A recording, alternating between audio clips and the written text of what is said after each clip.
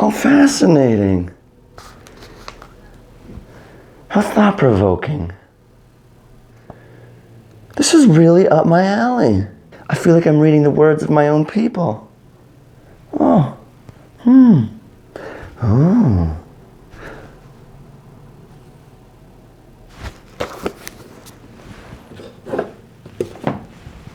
I've always prided myself as the type who works hard and achieves, like in grade 8.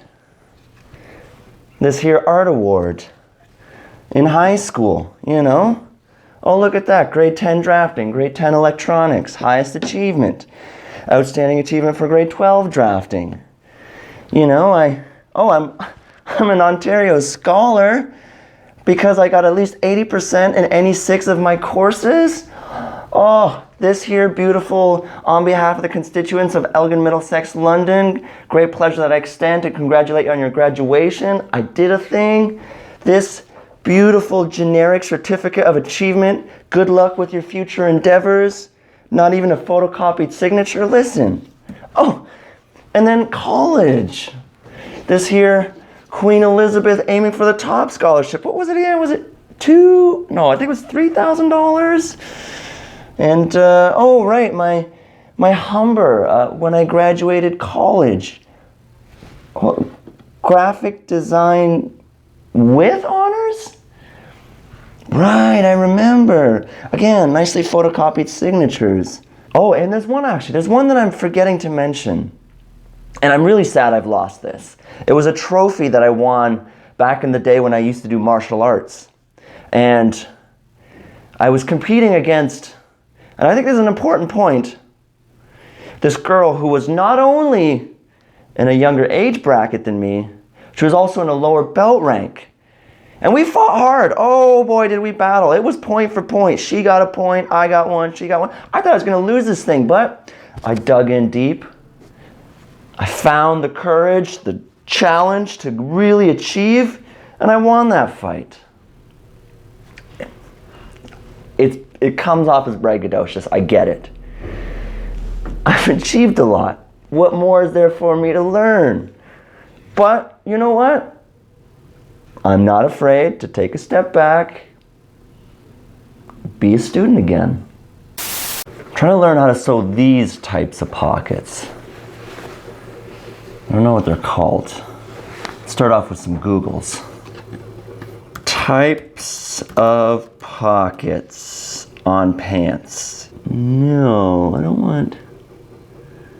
No, that's not it. Ah, here we go. But those are just numbers. I found it. Oh, there's different variations. That's it, that's the one. A Welt pocket. From here, YouTube. How to sew Welt pocket. Okay. You know what? I can always trust the Russians. All right, start with the Russian. Here's how to spice things up. Ah, come on. With Beauty Tone's designer collections, of course. Sorry, folks. Bill's got to be paid. Mary's lipstick. Ooh. No talking, just straight sewing.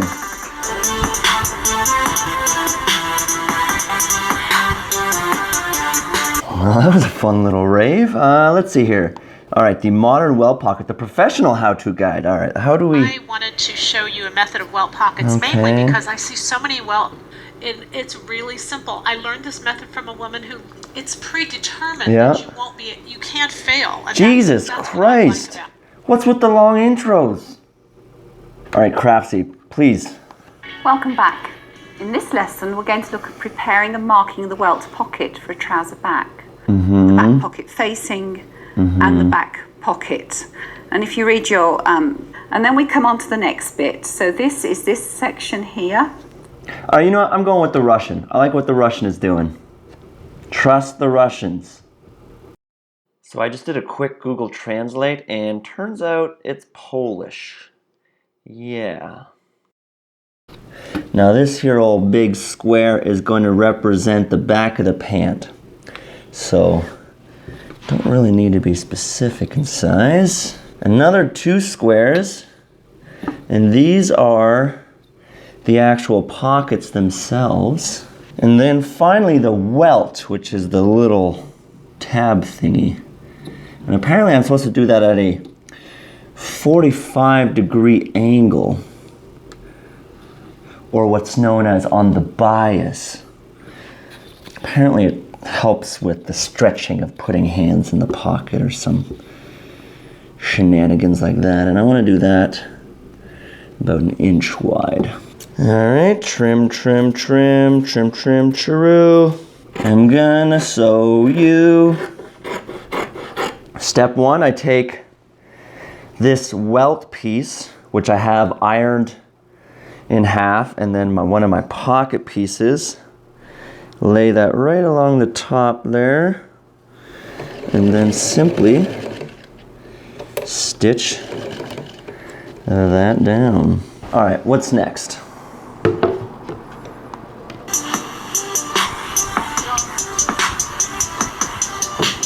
It's gonna turn into a real dance party, huh?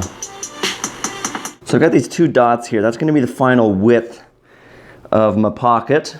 Flip that upside down, and then I stitch right over top. So flip that the other way, and my welt is 1/2 inch, okay? I take my other back pocket piece, and I line that up. So I gotta go 1/2 inch up. So that's gonna be right here, and stitch away. And back to the vidya. Now what?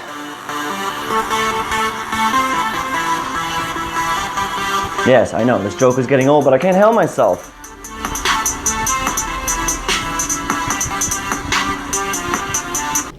Whoop, whoop, whoop, whoop, whoop, whoop. 45 right to the corner. As close as possible. Same on the other side. Flip that around. Same, now I do it the other direction. So this goes through like that, which becomes the top of the pants, I think. And then this goes through to the bottom. Those little triangles have got to go underneath. All right, and then this has got to flip down underneath like that. This back flap, put that up so I don't sew it. Go back this way, and then top stitch just along the bottom. Flip that back piece back under again. Flip around. And then down and close this up. Fold that up like so. I now actually close up the pocket. Turn that around. And then work my way to the top. Just get rid of some of this excess fabric here. That is a finished pocket. A little messy, got some puckering happening here. And these are angled for some reasons. I gotta make sure I do a better job. Okay, here's what I'm gonna do. I'm gonna make another one. I started from the beginning, repeated all the steps, refined the technique slightly based on my experience, and the second one was done. A marked improvement from the first one. At least the corners are square now. A little bit round in there. And I got some puckering happening up in this area. Buttonhole, dog's breakfast, as per usual. All right, well, let's do it again. Practice makes perfect, right? I repeated the steps all over again. Once again, refined the technique slightly, and number 3 was complete.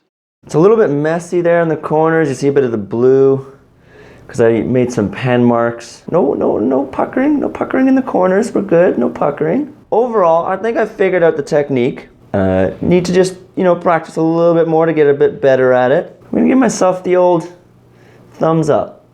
But those 3 were enough for today. In high school, I wanted to join a sport, and I looked at myself, tall, thin, so cross country it was. I trained hard. Sometimes the team wouldn't even come out because it was raining, but no, I was out there and I was practicing. And I ran hard in these races. Like sometimes, I remember this one particular race, I finished in 6th place. There was only 6 people in my heat, but regardless, 6, single digits, those are good numbers. There was this one race in particular, and this gentleman who was in my heat as well, he was wearing this thing around his ankle. I could tell what it was. It was clearly some performance-enhancing device. And smart bugger, I'll give it to him. Limping around, pretending like, oh no, I'm in so much pain. This is just to make sure I can actually walk. Not defeated. I'll still run this race. I'll take you on. And me and him, it was neck and neck between last and second last. Oh, we fought hard. He even passed me a couple times. And I found it within myself to complete this race. And I finished second last. That's right. I beat him with all the assistance he had. I don't know why I never got a medal for this. I finished last in every other race I entered, but this one, second last.